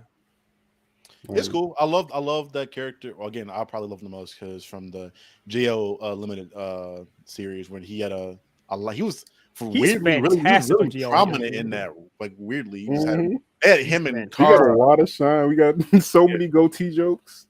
Oh god, it was hilarious. He was fantastic in that show. So moving on, then. So it's I'm sorry. Now it's me. Now it's you. My bad. So we're straight. I'm sorry. I had to put all these things in. It was a mess. We got the Hulk. Yeah, dude. Literally the best run, one of the better runs in Marvel history, being World War Hulk, Planet Hulk. You get to see this rage monster just take on the entire verse, and like the dude he soloed the entire X-Men and Juggernaut with, I'm pretty sure it was Juggernaut with the band of Sidorak. Yeah. So like he and then like punched Darwin teleport away, smash Wolverine's head up. Yeah. Please, like fought Sentry to a standstill solo. Like this man, it beat the like literally any big team you can think of that you think is OD in that verse, he soloed them pretty much by himself, damn near. Yeah, he was pissed off there. And then with that run, in most runs, you get to see, especially with the recent stuff with Immortal Hulk, you get to see a deeper side of him as the person as well, like how the personality of the Hulk was created through that abuse, and it was a whole bunch of stuff. I think the Hulk is a lot more layered than a lot of people know if you don't read the comics at all. So seeing him in the comics, the dude's he's dope to me. How does Professor Hulk stack up to you exactly from the MCU version? I mean, he's the weakest version. I would prefer Joe Fixit or any other personality. I never understood that name though, Mr. Fix-It. Why is that? Yeah, Joe Fix-It. I don't know where that came from. I call him Joe. Joe be out here, boy. Joe like that. Yeah, for real. But I completely agree though. My favorite run is actually Immortal Hulk, where it's like a horror. It's broken. Craig, you were gonna say something? No, I was just gonna say it's absolute BS that World War Hulk took on the whole X-Men. I don't care how powerful he is. There's no way with all those psychics and all those people with all those different powers that this man. Now, people keep promoting that like he did it by himself. He didn't do it by himself. For people who are watching this, Hulk didn't do that by himself. But still, he should not have been able to do that. I don't care. That's BS. That I would never get over that in comics. The fact that Hulk was able to do that, I'd never get over it. It makes sense if you go like with the Immortal Hulk when they show you that the origins of the Hulk power come from the one below all, which is essentially like the devil. The devil. So he's like his powers come from like literally strong, one of the top, like probably top 5 strongest mystical forces in that universe, being the literal devil. Not the Hell Lord, huh? He's like, I think pretty sure it's like number 2, right below the one above all. Yeah, pretty much. Well, I think it made some weird thing to where the one below all is the one above all when he's hulked out. So like they're the same person essentially. It's weird. That's right. Yeah, it gets right. messed up. Yeah, but even then, like when we get into like Mephisto and all, like they are seen as devils because they're the Hell Lords, but he's the actual devil. That's like he outweighs the X-Men at that point. So I could see how he would solo the X-Men. Although that wasn't established at the time, though. It wasn't, but that it is what it is. So yeah, that's my number 3. I fuck with the Hulk. Even the old school animated series from the 90s. That was my show. That's fine. So if Craig is ready, we're moving on to number 2. You ready, Craig? Yes. Sorry about that, y'all. I just got to give this. We know you're working. Anyways. Yeah. We got to give it to Daredevil, man. Got to, bro. That's why we sit here talking about it. This is my guy, the one and only. You feel me? The true vengeance of comic books. This is that dude, man. The man who has the best fight scenes, and I feel like in all of the Marvel universe, this is that dude. And one thing that's interesting, that's one that's a kind of a fun connection, is how the same person who wrote the Dark Knight Returns, the Vengeance for Batman, wrote a really good run for Daredevil back in the day too. So kind of like the similarities and kind of just how the characters are from the same cloth. I mean, because if we're being technical, if we're being real, like if we're going by his skill set, his powers, Daredevil should be called Batman. But I mean, that's just a whole other. He's more Batman than Batman. He's more Batman than Batman. He's using sonar. He's not. Yeah. I mean, I still ain't gonna get over when he got bitched by Tony. The man Tony was just like, "You want to see? You gonna do what I say? No, nigga, give me them eyes again, nigga. You don't need them eyes." Why you throwing so much shade? Took his vision. It's like, you want to see again and see your friend? Do what I say. Oh, you're not? All right, I'm taking that back. That's my idea. One quick thing, I'm gonna say, then we can let Craig talk some more because obviously this is his character. Y'all remember in The Boys season 2 when your boy Homelander? Don't do that. Okay. Don't do that. Don't do that. But that guy said, "I'm a superhero. I can do things I can't see, but I can do things." And Homelander said, "Come here, friend," and So smashed his head. Yeah. Is that how that works? Somebody's just gonna have You already gave it. But Craig, you can go ahead and talk some more. Bro, y'all are so disrespectful. No, No. You think I'm disrespectful? Go see. I know Otis isn't the biggest fan of Ace Vane, but he has a skit where Spider-Man talking shit to Ace Vane. He was like, "What kind of name is Daredevil? Why would you just call yourself I can't see shit, man?" he reaches out to give Spider-Man a handshake. He's like, "Is your hand out yet? Is it out?" I would. It's funny. The Devil's disrespect is crazy. Bro. I'm not. I don't even. We're not even gonna go to my third character at this point. But yo, this is really funny to me because the way that Homelander disrespected like the person who's supposed to represent Daredevil is just on a whole different level, bro. Like he said, "Oh, what are we to help? We were gonna let in the what do you call them? Disabled. The disabled, like bro, yeah, Peace Corps or something. Yeah. That was so messed up. Anyways, yeah, bro. All right.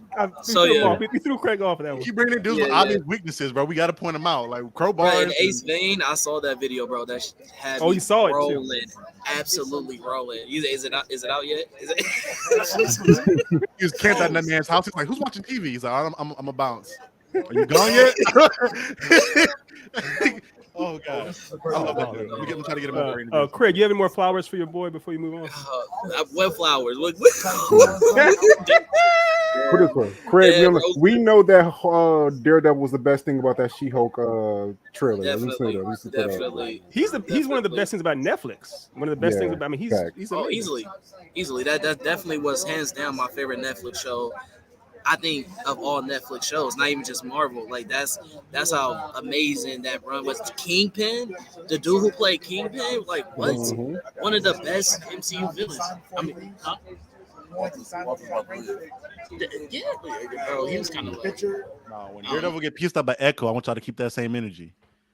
That ain't happening. That ain't pieced up by when he gets pieced up by Echo. I want you to keep that same. I love Echo, but that ain't happening. I think it happened in the comics when she was. It ain't happening in the show. It ain't happening. We need Vincent D'Onofrio to last, man. So yeah, bro. I just want to say, Daredevil for me is the whole League of Assassins. Once he becomes the head, sorry, thank you. That's why I said the hand. Yeah, the hand. Bro, when he does that, his whole relationship with Elektra, the fact that this man has beat up some of the best hand-to-hand combatants in the MCU, beat up Spider-Man for the Spider-Man fans that think that Spider-Man is just extremely OP, but he has been whipped by Daredevil. Yes, I know that's crazy, but it's happened. Like, he's amazing, dude. Like, that is hands down one of my favorite characters of all time. Like, even if we're talking about when he wasn't taking the mantle of Daredevil and he decided to do other things, like this man just as a character is so compelling. Like, you know, in all of his runs, like I can go deeper, but yeah, bro, just he's amazing. No, he's ridiculous. I love him too. He actually beat one of my boys in the death battle scenarios. They had him versus Nightwing, and he actually won. I was like, Nightwing won that. No, not that one, not that big one. There's so many death battle shows. A fan made thing. Yeah, one of those fan made ones. That was fire. You're talking about Superpower Beatdown, I believe. I think it's Superpower Beatdown, possibly. I can't remember the name. There's so many of those things out there. No, not Screw Attack. So moving on to my number 2. What's Death Battle? So this is the Tim Drake version of Robin, which is I think it's so technically it's the third, right? Third. I know Carrie Kelly technically came out chronologically better earlier in the comic run, but whatever. It's Tim Drake. So Tim Drake obviously recently has come out as being bi, which I think has only makes him that much a better character because he's always seemed kind of introverted and like he's hiding something, he's dealing with something. He's also by far. I've told Otis this several times. I can compare him to Tim Drake in real life because Tim Drake is the smartest, by far the single smartest Robin. He literally figured out who Batman was because he figured out who Dick Grayson, that he was Robin back in the day. He also realized that Batman was falling apart because he didn't have a Robin to kind of hold them together as far as having given him some hope. He's also able to do things in fights in the comic books and stuff like that. He's able to outsmart so many other characters than the other Robins could. He's also one that we like from our era. By the time I was born, the Robin I saw actually reading the comic books wasn't Dick Grayson or Jason Todd, really. It was Tim Drake. So he's been my Robin. It's been Tim Drake. So I love Tim to pieces. I just want to point out how when Tim Drake was ran by like the assassins of the League of Assassins tried to capture him and outnumbered him. He was on the phone with I guess Ra's al Ghul was on the phone with like Batman or something like that, and he was just like, "Oh yeah, they're coming after Tim Drake," and then he was like, Ra's al Ghul was like, "Bro, the way that kid is," he said, while we're having this conversation, I bet you that he's beat every single one of them that's already there. And on top of them beating them, he was like, I don't know if it was Joker or something like that, but they said that he if it's all out of all the Robins, he can be the best Batman because of him being a detective. Like he's the best detective out of all the Robins. So yeah, we're taking Batman Beyond as canon for the movie. The joke Batman Beyond. Yeah. He gets the chip. Yeah. Okay, real quick about that. As far as Batman Beyond comics, bro, I just want to go back to Red Hood. How he beat up what's his name? Drake. It's Drake, right? Tim. No, not Tim Drake. What is it? Tim? No, Terry. It's Terry McGinnis. Oh, Terry McGinnis. Terry McGinnis. Oh, yeah. Yeah, he whipped on Terry McGinnis, bro. I didn't know that. I mean, at this point, Red Hood is beating Cassie. He's beating Thomas Wayne. He's beating Batman himself. He's beating Nightwing. Like he's got some haters. You know what I'm saying? Yeah. Like the fact that people don't know that Red Hood is that dude. It's like still ain't beat that crowbar. Everyone sleeps on Red Hood, though. Everyone sleeps on him. But it's my boy. He's still 0-2 against that crowbar, though. That's red. We're talking about. Okay, so there's Red Hood, and then there's Red. What's the guy's name? The other persona Tim Drake takes on. Oh, Red X. Red. Red Robin. Red Robin. That's my best. That's my favorite version of him. No, we're talking about Red Robin. Red Hood is Jason. Yeah. We got. Oh yeah.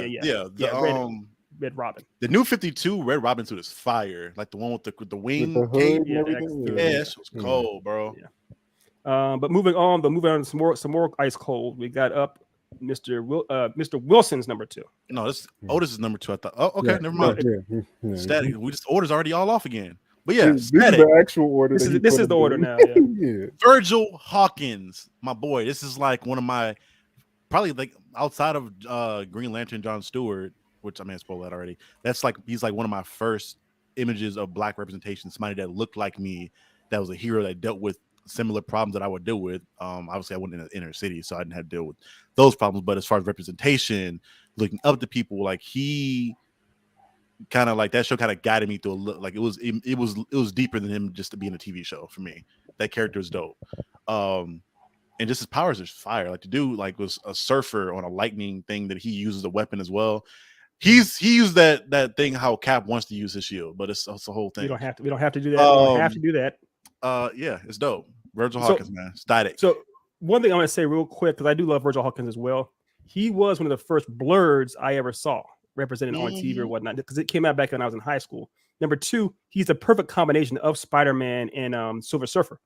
So I love. I'm a huge fan of Virgil. I think he's great. I really do hope the movie they're coming up with pays him justice. And Craig, you can go ahead.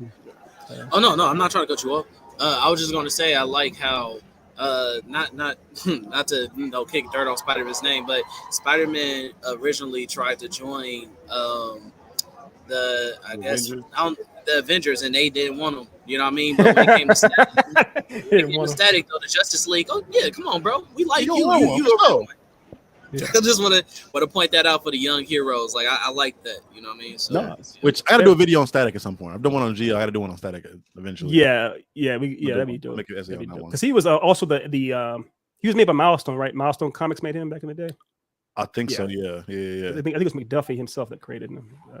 Was it Milestone? I thought it was in the same pack that Icon in same one with McDuffie when he made all those. Okay. Yeah, that whole thing.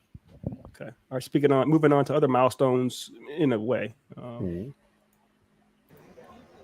of course, my number two, I got to give it to Black Panther, which is probably part of the reason why I'm so hard on that movie. Because I mean, we're not going to pretend that Black Panther isn't like the most iconic Black character to ever exist in the comic format. I mean, the most iconic character is just like honestly. So I got to give much homage to him. I mean, one of the greatest fighters. He has technology that can take on universal level people and win. Well, he's essentially like a right beyond a peak human. Like Black Panther is the guy. Like. Only reason why I couldn't give him number one is because I got to talk about my number one when he gets there. So, side note, I ain't never gonna forget. In that, I think in that same Avengers animated show you had in that clip, he pulled up to the mansion. Like, he just walked up on the mansion, rolled up, 1v1, like 1v5 every Avenger there. Every one of them. I think except the Hulk. I don't think the Hulk was there. Hulk left already, and Thor wasn't there. But because originally I was gonna have just that squad, that whole beatdown he did, but I was like, I can't not put Chadwick in here. So. But yeah, the real quick one to say this too is how much swagger my man has. Storm is literally praised like a god in a few African nations, and he married her. So he was literally married to a god. He's a king married to a god. That's just it's just. And then you got to add in the extra swagger because we saw What If. I just want to point out. I just want to point out how, because we're talking about Storm, Charlie, you're stupid for that. I remember T'Challa talking that real Mac Daddy in the comics to Storm was like, hey, when you be up in the clouds, flying around naked, you be thinking about me, don't you? Like, okay, T'Challa. Swagger. He liked that for real. Put some respect to my boy name. Swagger, yeah, and I do think T'Challa did. When the people can say whatever they want about Civil War, but when he showed up, all he did his intro in Civil War, he just turned around like a young Denzel or whatnot, and it was like perfect. I was like, that's it. That is my. Because I had not seen Chadwick. I don't think I saw 42 at that point. That was like the first time I saw Chadwick Boseman as well. And just that few seconds of him and that turning around, I was like, "Oh, that's it. That's the how did this man do this, bro? Like, how did you go from playing all these historic, the most iconic characters, like to Black culture, like to going from 42, which is one of my favorite historic, just historic Black historic figures. You know what I mean? Just for his contribution for allowing black men to start doing baseball. I mean, I'm not a huge baseball fan, but just that story, you know what I mean? That's just awesome. And then talking about get on up, you know what I mean? Then you on the Black Panther, it's like, bro, you're just, you know what I mean? You are the representation of us. Like you literally have touched on like every pop culture that is important to us. Sports, music, comics, like you've done it all, bro. Like even Ma Rainey with episode. But I would actually argue his best work was actually Ma Rainey, which his last thing. But anyways, they made it have a downer. But so moving on to Craig's number one, which is it kind of segues nicely. Yeah, it was a nice little setup right there. My favorite is Storm. That is, first of all, that's Bay. First and foremost. Second of all, oh man, they got actually got a figurine here. I'm gonna have to buy it. But yeah, oh man, Aurora, the best female character to me in all of Marvel. Like the writing for her, bro, the background story, her build up, the ups and downs that she goes through. Like this woman went from being a queen, like not even, first of all, take that back. She went back from being like a god, being like a person that was praised as a god, to being an orphan, to being a gang member, essentially, to going to the X-Men, to being the right hand to Xavier, to then running the X-Men, like then to going to marry T'Challa. Like, bro, this woman has literally had a whole, like, her story is just It's amazing. Right. And I've talked about Palpatine on here and like how broken he is with his ability to like conjure 4 storm clouds to blow up planets. Storm can do that same shit. She can blow up a planet. She's more broken. She's conjuring way more broken. She's I don't know about broken. that one because I don't know if she's immortal like that man is. But That's so that's a conversation for a different day though. But here's one thing, Dev. Storm in the comics has picked up Mjolnir. Like the idea is like she's like worthy of everything. Worthy. She like that. Bro, She's her. Sorry about the interruption, y'all, but I just want to also go into the fact of like, so I just want y'all, like, I don't know if y'all ever put psychology into when y'all talk about characters and all that stuff. I mean, this is the internet podcast. Yeah, excuse me. No. You know what it is. Yeah. Petty.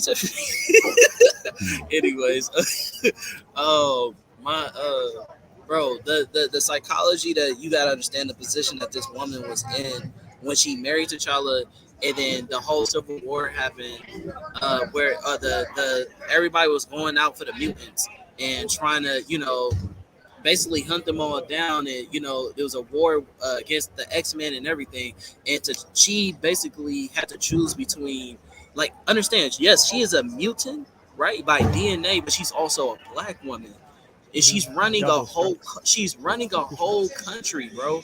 And she has to choose like 2 sides of herself to be either, do you want to look out for the Wakandans, which is your people, or the mutants, which are your people.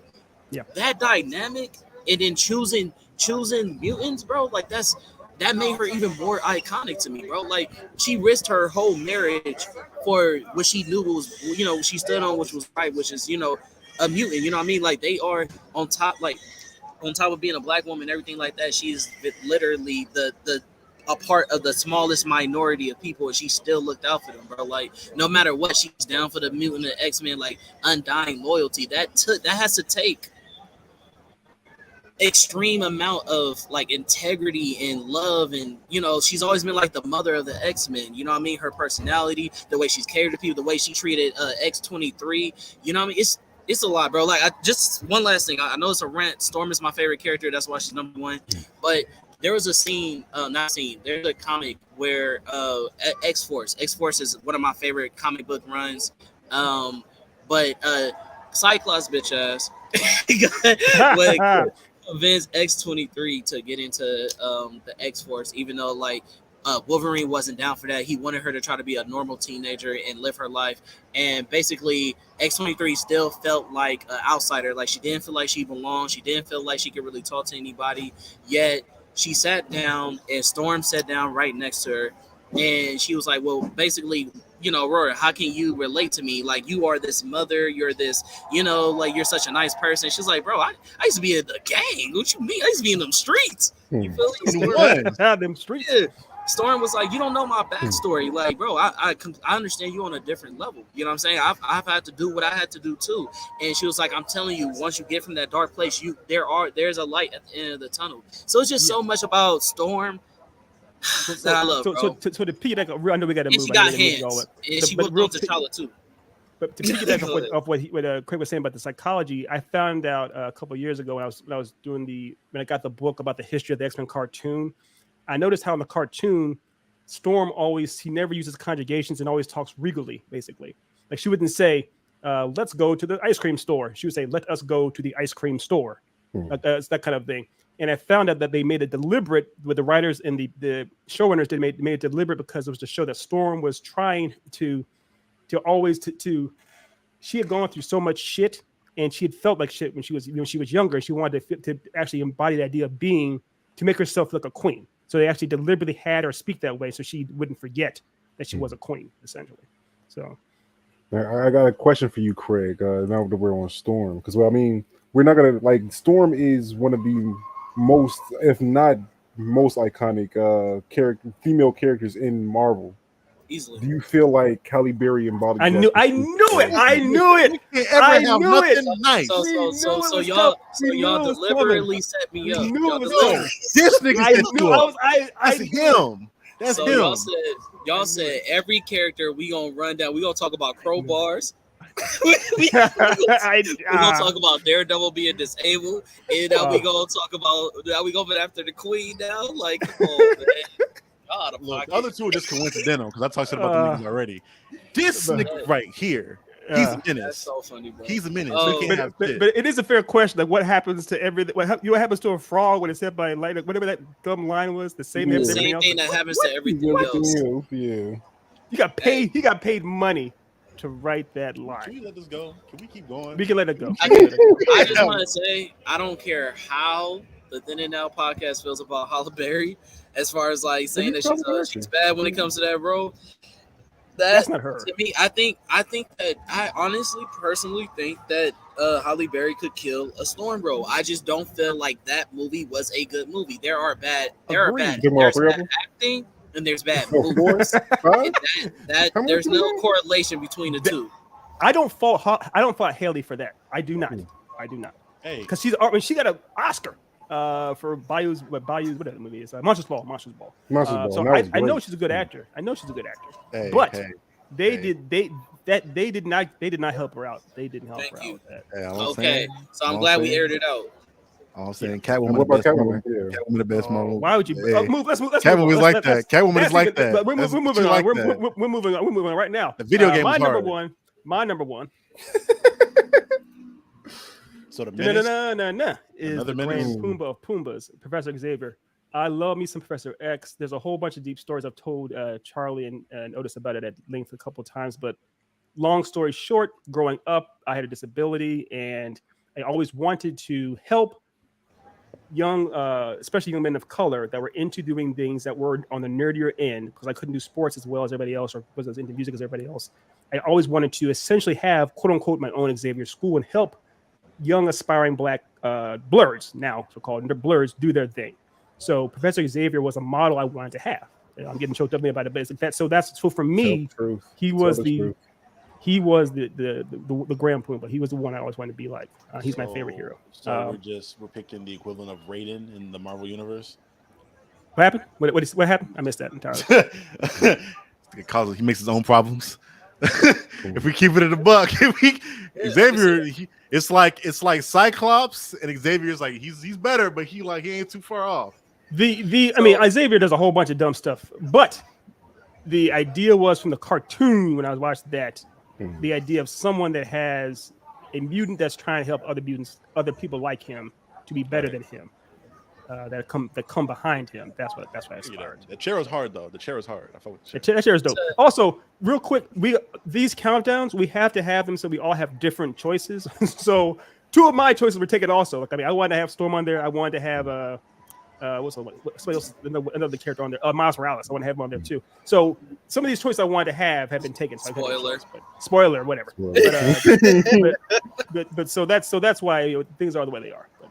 I think it's really dope that for our number ones, the three of us all chose X-Men character. That really shows how much X-Men has had an influence on people. What I said, the three of us. So I just think that's. Mine's not well, not X-Men. Sorry, my fault. Well, Marvel, but yeah. I mean, he teamed up with the X-Men. So everybody else in the damn near Marvel universe teamed up with them niggas or something. True. What I was gonna say real quick. As far as Professor X, yes, I love him. But it's a love-hate relationship, because to find out what he did to my boy Wolverine, even Cyclops, You know, bunch of them. Gene. The whole, the whole. You could argue the whole. He said a lot of stuff. He said a lot of stuff. Yeah, that's some shady, like, bro. Like, you can't be the hand that says, "Hey, I'm here to help you," but try to stab somebody in the back at the same time. You're not wrong. The thing is, I based it off of what I growing up watching the cartoon show before I got into comic books and before. Back then, when he was still Before he showed his kid, true things are much face. more black and white as far as like this is a hero, a good guy to aspire to be, as opposed to. I mean, keep in mind there was a time we thought Bill Cosby was a good guy. So yikes. yeah. Are we comparing Xavier to Bill Cosby right now? Too soon? No, Is that what we're doing? No, we are not. We are not. But what I'm saying is, time tells all. Time tells all. So. All I'm gonna say, they fixed his legs and he turned into a damn demon asshole. They had to like, take his legs back away from him to make him all right. Yeah. He's an interesting character. We'll leave it at that. All right. So let's just now we'll move on to devs. Mm-hmm. Let's go. The GOAT. Oh, sorry. Sorry. I hit the wrong thing, but that's my bad, Brody. Okay. The GOAT, man, Mr. Jon Stewart. If I remember right, I can't remember if he came out before Black Panther, but I believe he's the first like black superhero in general. I could be wrong. Regards to both DC and Marvel. Dude did it all, man. Even again, I've said more than enough with him in the video essay I did with him, going over his backstory, how he did not want to cover up his face. He wanted everybody to know, like, I'm a black man doing this. I'm out here like this. One of the stronger. Again, he's a veteran, so I know I have a certain relationship with him because of that. My background. I'm pretty sure Craig does as well. Him being a veteran. The dude's like that. The dude's a fully faceted dude that's strong as hell. And Kyle Rayner don't want no smoke. Nor does Kyle Rayner. Kyle don't want no smoke. Guy Gardner don't want no smoke. John Howe for sure don't want no smoke. Clearing up, Jon Stewart came out in 1971. Black Panther was in the 60s, so it's he's not. Okay. I was just looking it up myself. The one thing I want to say, because I always joke around with Dev about how I think Jon Stewart's a bit too wooden and too like one note as a character, but I still respect the guy. One thing is that one of my favorite episode from Justice League Unlimited was when he was turned into. There's an episode called Child's Play, where they it's like him, Batman, Wonder Woman, and Superman are turned into kids. And I love seeing Jon Stewart as a kid because his imagination is like he's just having so much more fun. He's not trying to be a super duper stiff soldier. He's actually just going hand with his ring essentially. So I like seeing when Jon cuts loose. You know. Oh, well, I meant to say this a while back. I thought about it. I meant to say it a while back. Craig he may have a certain relationship with this too, but him being ex-military, the way once you go through like traumatic events like war, you give off your energy and you emote yourself in a different way with all that PTSD going on. It's really hard for you to. So like you see it a lot with the Justice League show where like when he's with somebody that he trusts, like with Hawkgirl, he's able to like show 100% of himself. But around everyone else, he's kind of like off and on because he literally seen not regular war on Earth, but then space war as a lantern, which is like that times 2,000, where people are getting like brought back from the dead as zombies, people you love, and then you have to kill them all over again. Right. And he just navigates that in a really great way. Again, for anybody that's a veteran or grew up with veterans, you may have a certain bond with him that you may not have with any other superhero. Fair. This man is preaching right now. I just want to add on. Yes, I do have a special connection to Jon Stewart. That's how I call him. I won't even call him really the Green Lantern because to me, he's bigger than the ring. I mean, even just talking about him without him having the ring, there was a time where I think in Justice League where Hawkman fought Green Lantern, and this man literally did not have a ring. And this man is literally like, I said, "Oh, Hawkman, okay." And stole his girl. Yeah, so you got to put respect on Jon's name, man. That man he definitely does not get the credit that he deserves. Well, so the upcoming animated movie, I was really, really excited about it, but it's been getting trashed. I'm still gonna watch it. Yeah, I'm still gonna watch it. Because I really do want. He's a character I want to love more than I do. I really, really do, and I do respect him. I respect the hell out of him. I mean, he's like you all said. He's a person who survived one war just to be put into another one eternally. It's like Jesus Christ. So externally too. Yeah, he went through some battles. Yeah, all genocide firsthand and couldn't stop it. Yeah. Okay, so we're moving on to my boys, and I apologize for the spoiler earlier, but got to give it to Miles Morales. So there is a little bit of a story to this. I mean, growing up, the first superhero that I actually recognized as a superhero was the original Spider-Man, and just being able to engage in like a different version of that story, seeing a more modernized take on it from Miles Morales' perspective, seeing how great Into the Spider-Verse was, seeing how fantastic the Miles Morales Spider-Man game has been on PS5, man. uh, I can't help but to give the man flowers because I mean, they it is a modernized stories in the sense where like you're seeing the actual modern teenage perspective on things, not like the '60s version that you get from Peter Parker. Right. But he's also a person of color. He's a black superhero, black and Hispanic as well. But just to see how the world affects him versus how it affects Spider-Man, and seeing the differences, the contrast, and then just him going into being what I think by the end he'll be the best Spider-Man personally. But I mean that's the neither here or there. But much kudos to Miles Morales, man. He's a great character. Absolutely. If you get Craig. So two things. One, Spider Morales whipped on Captain America. I mean, That's killed not him. So hard to say. yeah. So you know what I mean, like that. I mean, he whipped on. I mean, Captain America did whip on Peter Parker. So to see the Miles put the beats and box on him, I mean, that was pretty cool.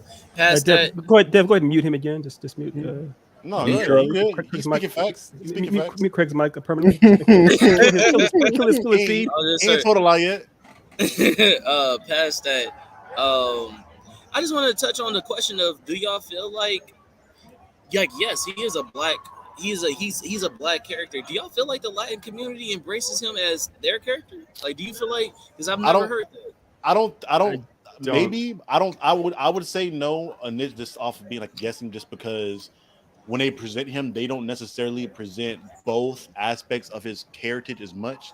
Like he'll say certain Spanish words, or like sometimes he'll speak to his mom in Spanish for like a quick second, but they don't really get into his I think Puerto Rican is what his ethnicity is on the other half. They don't really get into that a lot. They kind of focus on his blackness because they promote him as a black character, not necessarily as black and Latino.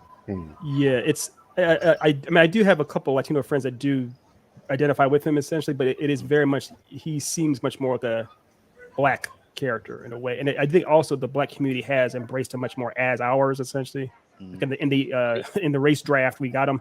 So, but I mean, we got to give him credit for being the first Spider-Man with swag. Like man, like how do you spray paint on a uniform and make that look fire? Like that is still one of the best Spider-Man costumes to ever exist to me. He has millions. Right.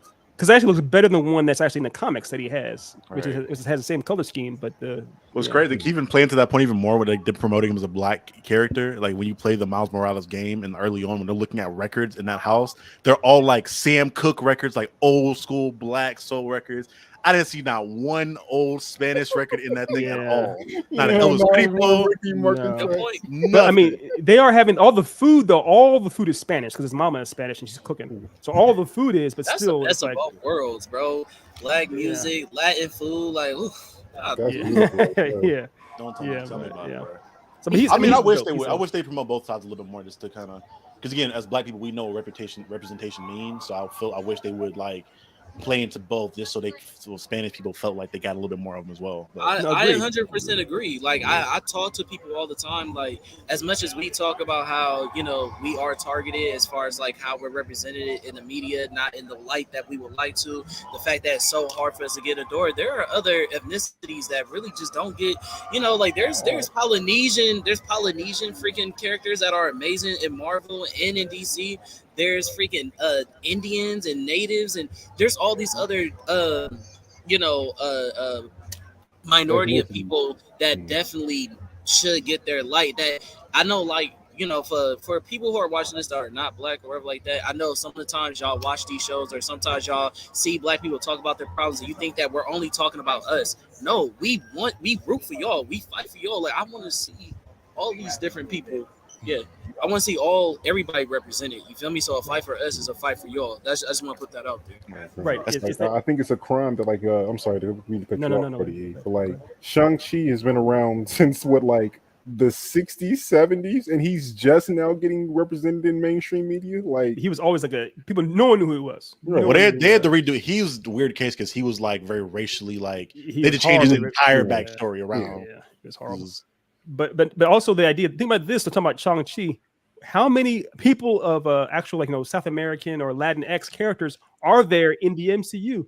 The first one will be Namor, like an ancient Aztec. America. Yeah, America. Yeah, America. You're right. Yeah, America Chavez. But other than her, it was like there was none. How's that possible? That's why. Oh, sorry. Go ahead. No. I'm saying that's why I'm a little like we spoke on Miss Marvel a lot earlier. I'm very more lenient to a lot of other minority characters like that. If it's bad, just because with white people, they got their chance to have their bad movies before they got their good superhero movies. We, at this point, black people, I'm not saying that we have had enough, but we've had a lot of black representation in movies and film and animation that was bad. Resident Evil. Yeah, we've had a lot of bad ones, but we've got an opportunity to work through bad and get our good ones. I think when you look at the representation, you're going to have your plethora of bad ones, but you got to get that chance to get that one hit. Like we can name off plenty of black hit movies that were amazingly well done. I can't say the same for people of Muslim descent, like Middle Eastern descent, Spanish descent. Like this, the list is kind of long. No, I agree, and the thing is, I'm still would rather they try than not even try at all. I'd rather you swing and miss than refuse to go up to the plate. Right. So trial and error, man. Trial and error. Yeah. It's easy to promote us because people love us and our culture. So they're gonna promote the fuck out of black people. Right. They know we gonna make the money. Right, but the thing is though, obviously the Latinx community is huge as well. I feel like obviously we have Jaime Reyes and whatnot for Blue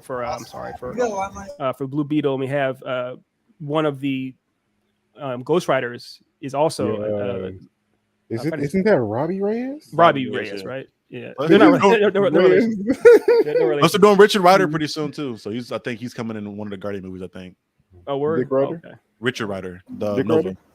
But there's opportunities out there. It's like why? Nick, I can't say. Go ahead, E. My bad. No, all I'm saying is like, I just want them to go ahead and the opportunities that are there to go ahead and embrace them more. Go ahead and give them a chance. Go ahead and give them a chance. This Nick is a menace, bro. Jesus Christ. What did I do? I just said his nickname. It's about one of the few Spanish characters that you call this Dick Rider. Oh my God. Richard Rider. What does that sound like? Okay. Okay. Why? Okay. Now I'm hearing it too.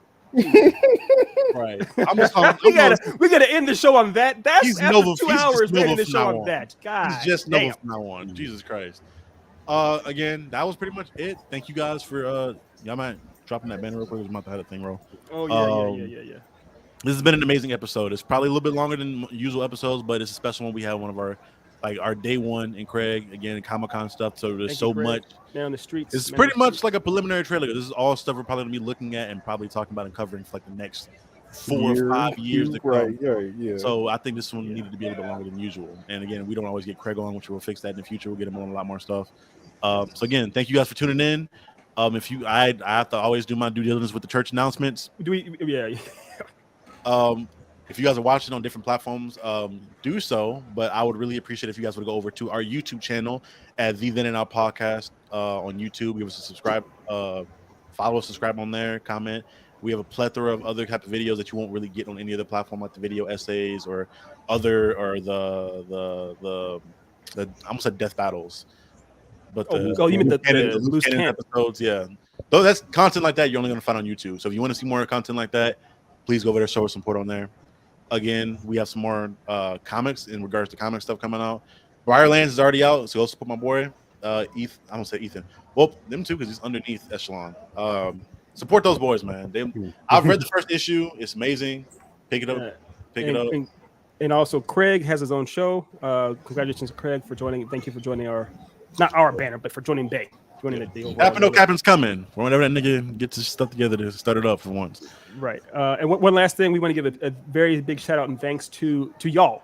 We hit 300 subscribers, and I remember back in December how we were at 30 subs. We were like, yo, we'll do anything to get to 100. There was a bet where I would literally wear a chicken suit if we got to 100 subs by Christmas. So the fact that we're at 300, I know it's very, very small for other channels, but for us, it means a lot. The way I see it is we have 100 subs a piece Otis is maybe the middle 300, middle 100, whatever. But so thank you very much for subscribing, y'all. We really appreciate it. And Craig's been with us since I think the very first day.